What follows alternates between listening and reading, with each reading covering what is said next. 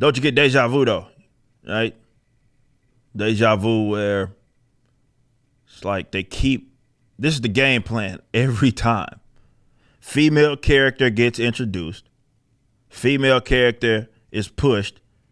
People have problem due to various other reasons with whatever introduction of said character. And because they just have a problem with it and the character's female, well, you must have a problem with it because the character's female. And I'm like, this is boring. And Shiloh's still barking. But it's boring. But we have another aspect of it. Access Media doing what Access Media does. This is the title that they ran with. She-Hulk is already getting flack for being a female-led show. Yeah, man, that's really the primary argument that people have is that it's a female-led show. And because it's a female-led show, they're getting flack for being a female-led show. We've never seen female-led shows ever exist. Female-led movies ever exist. And we've never liked them. People have never been fan of them. Xena apparently is a figment of people's fucking imagination. So never happened. Never happened. It's always that people he's getting the primary flack that it's getting is because it's a female. And what they'll do, you got to watch these guys. What they will do is, you know, and often I think it's bots. I think a lot of this shit is false flag, right? It's, hey, I'm going to create an account that says something, and then that account was created like last week and shit, and then that account is going to say whatever generic thing that they think that their opposition is saying, and then they point to that as if that embodies and represents the vast majority of people's criticisms. People's criticism of She-Hulk has not been primarily because it's a female-led show, period.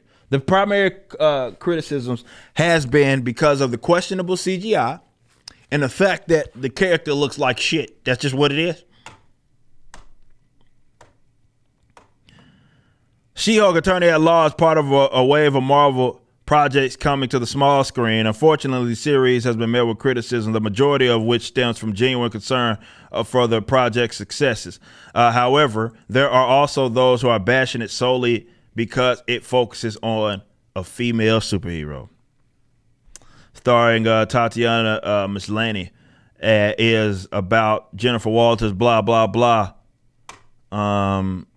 And she said the release of the show's first trailer sparked a debate around the character's supposed lack of muscles and about the show's CGI, which fans have been told not to worry about, which other words mean shut the fuck up. However, this has not stopped fans from being excited about its release.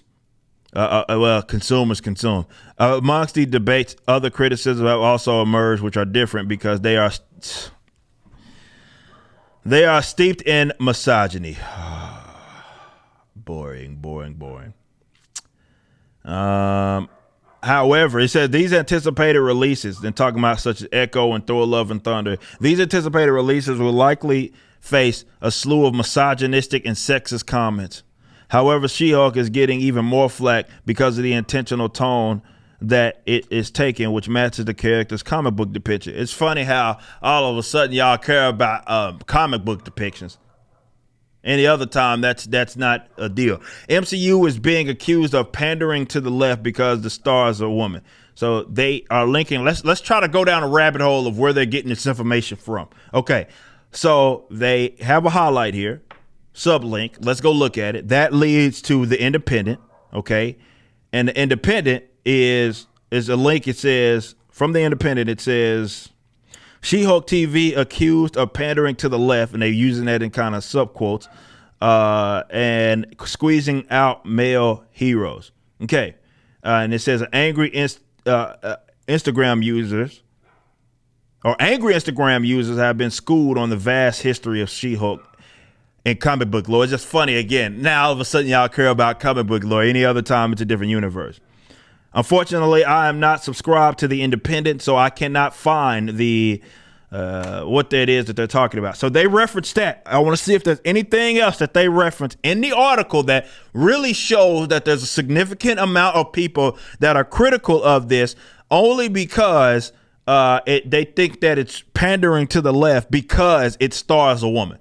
So I don't have any evidence of it. I've gone to The Independent, which they've linked, but I can't read that. And it doesn't look like they reference anything else here. I'm looking. This series is a crucial piece of the media, focus on a muscular woman on her own superhero, blah, blah, blah. Talking about muscular builds. No matter what project, this is how they end. If it stars a woman, these types of criticism are always going to surface. Says they're going to have to. Thanks, McAfee, for thinking that shit or telling me my fucking subscription subscribe. Appreciate that. Anyway, continuing going, it says that they'll have to tune out these sexist and misogynistic remarks.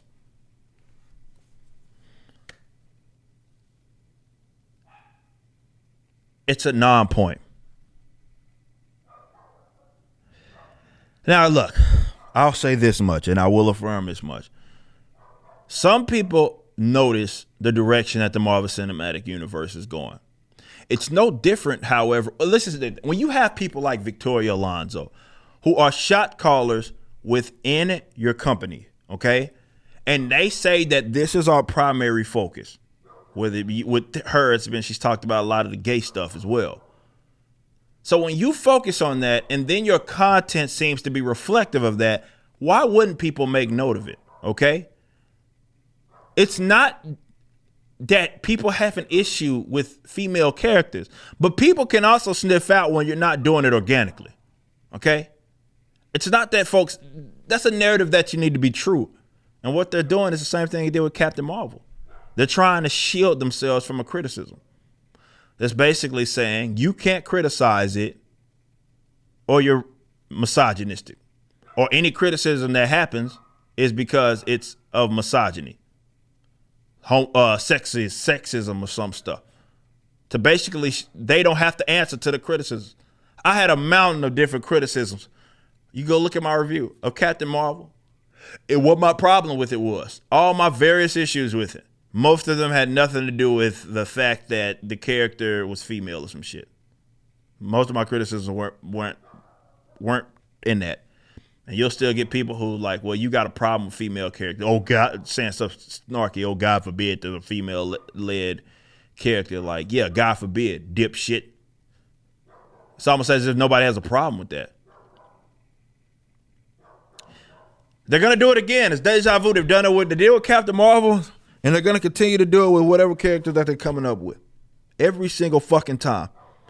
You just listened to a clip from my podcast, For Canon's Sake, which is live throughout the week at 12 p.m. Central on YouTube.com/YoungRipper59 and Odyssey.com/@YoungRipper59. Be sure to check out my website, EricDJuly.com, so you can stay up to date with everything it is that I'm doing. You can also become a member and get access to a bunch of cool perks and exclusive content, which includes a social media hub where you can interact with myself and other members. It even has an app that you can get, which is now live in the Google and Apple stores.